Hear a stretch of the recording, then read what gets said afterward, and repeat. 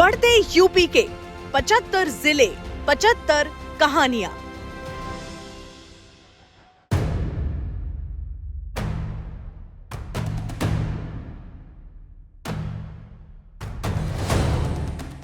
आगरा, जिसने दुनिया को मोहब्बत की सबसे खूबसूरत निशानी थी, लेकिन अब सिर्फ इतिहास नहीं, ये शहर अपना भविष्य लिखना शुरू कर चुका है। 2017 के बाद आगरा का फोकस सिर्फ कंस्ट्रक्शन पर नहीं है। आगरा का फोकस है प्लैन्ड अर्बनाइजेशन पर, स्मार्ट गवर्नेंस पर और टूरिज्म इकोनॉमी को एक नेक्स्ट लेवल पर ले जाने का। गोल क्लियर है, heritage plus high tech plus future ready Agra.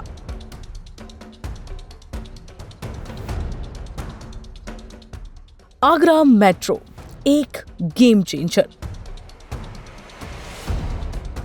Metro इस शहर के लिए एक गेम चेंजर साबित हुआ है। आगरा फोर्ट से ताज तक अब ट्रैवल इतना आसान हो गया है, क्लीन है, सेफ है, सिक्योर्ड है और टूरिस्ट फ्रेंडली है।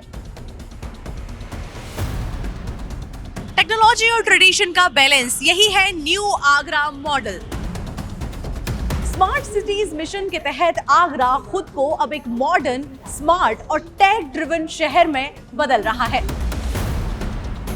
दिल्ली और लखनऊ से सीमलेस कनेक्टिविटी। आगरा अब आइसोलेटेड हेरिटेज सिटी नहीं, it's a growth corridor now. विकसित भारत के लिए आगरा का बहुत इंपॉर्टेंट रोल है, बिकॉज आगरा बीइंग एक वर्ल्ड हेरिटेज, एक जो हमारे एक मॉन्यूमेंट है ताजमहल, वर्ल्ड हेरिटेज साइट्स है, 3 वर्ल्ड हेरिटेज साइट्स है हमारे आगरा में, तो एक इंटरनेशनल एंगल से बहुत इंपॉर्टेंट है। तो इसीलिए आगरा के लिए जैसे कि मेट्रो का प्रोजेक्ट चल ही रहा है, इसके अतिरिक्त एक एलिवेटेड रोड का भी प्रोजेक्ट इन कॉन्सेप्चुअल स्टेज पे है, ताकि आगरा के जो लोग आते हैं उनको ये ट्रैफिक को राहत मिल सके। इसके अतिरिक्त जेवर का एयरपोर्ट बन रहा है, जेवर के एयरपोर्ट से हमारा ट्रैफिक बढ़ जाएगा, तो इसलिए जो रायपुर रेंकल एरिया है, फतेहाबाद रोड है, उसमें अलग अलग होटल्स आ रहे हैं, उनको होटल्स को जो उनका जो इन्वेस्टमेंट है इनको टाइमली एग्जीक्यूशन कराना, टाइमली एनओसी देना भी, इस पर भी फोकस चल रहा है। इसके अतिरिक्त जो हमारा सिविल एनक्लेव है, सिविल एनक्लेव से भी हमारा जो रोड्स है, उसका हम सारी रोड्स को भी इंटीग्रेटेड वे में डेवलपमेंट किया जा रहा है। तो देखिए, जब दिल्ली से कोई आता है, जेवर से कोई आता है, उनको ताजमहल जाना हो या उधर सर्विसेज लेना कोई होटल्स का, वो एरिया ऑलरेडी डेवलप्ड है और हम अच्छा करेंगे। सिविल एनक्लेव से जो आएगा उस व्यक्ति, उनको भी हम क्योंकि सिविल एनक्लेव जो आगरा है, नॉट ओनली आगरा को, आगरा केटर करता है बगल के राजस्थान के एंड अन्य डिस्ट्रिक्ट्स को भी, एमपी के डिस्ट्रिक्ट्स को सर्व करता है, इसलिए आगरा का सिविल एनक्लेव एयरपोर्ट बहुत इंपॉर्टेंट है।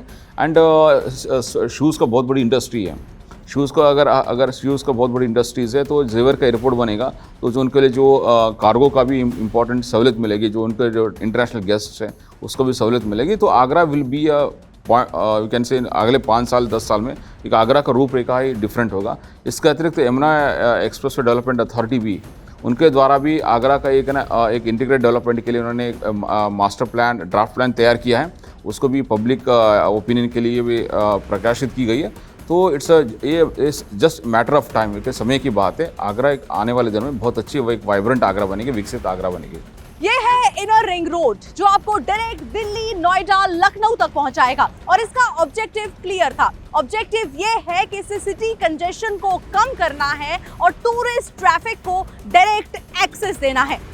यहाँ पे देखिए एक्सप्रेसवे है, एक्सप्रेसवेज बने हैं, इनर रिंग रोड को बढ़िया कनेक्टिविटी दी गई है, अपना एयरपोर्ट बन रहा है और मेट्रो का भी काम चल रहा है, और एक टाउनशिप भी बहुत बढ़िया अटलपुरम टाउनशिप है, वो भी काफ़ी बढ़िया टाउनशिप डेवलप कर रहे हैं अभी।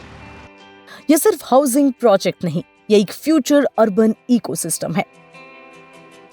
ये है अटलपुरम टाउनशिप साइट। ये जो साइट है, ये पूरे 60 विलेजेस क्लस्टर को कम कर रही है, यानी कि जो ओल्ड सिटी का प्रेशर था उसे कम करने के लिए ये पूरी साइट बनाई जा रही है। एक ग्रीन फील्ड अर्बन मॉडल के रूप में एक रेजिडेंशियल साइट आगरा में डेवलप हो रही है।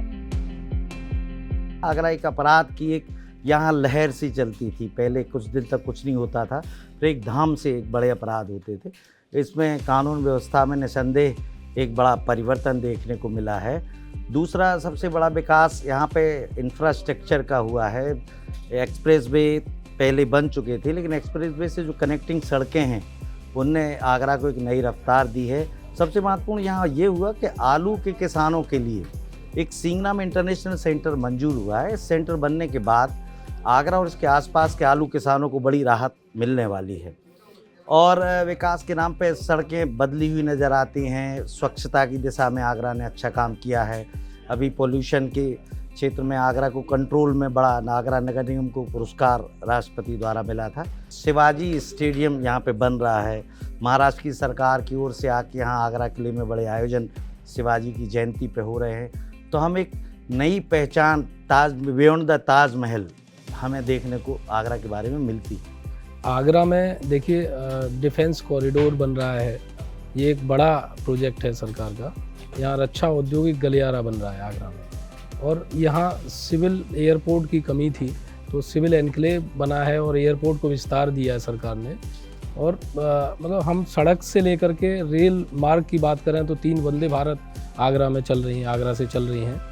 और बाकी जो इंडस्ट्री के क्षेत्र में अगर हम कहें तो कुछ TTZ की वजह से कुछ व्यवधान बीच में आए हैं। बाकी यहाँ फ्लैटेड फैक्ट्रीज़ का एक निर्माण हुआ है, उससे उद्योगपति काफ़ी जुड़ेंगे। काफ़ी विकास हुआ है और उत्तर प्रदेश के विकास में आगरा बहुत अच्छा अपना योगदान देगा, ऐसी उम्मीद है।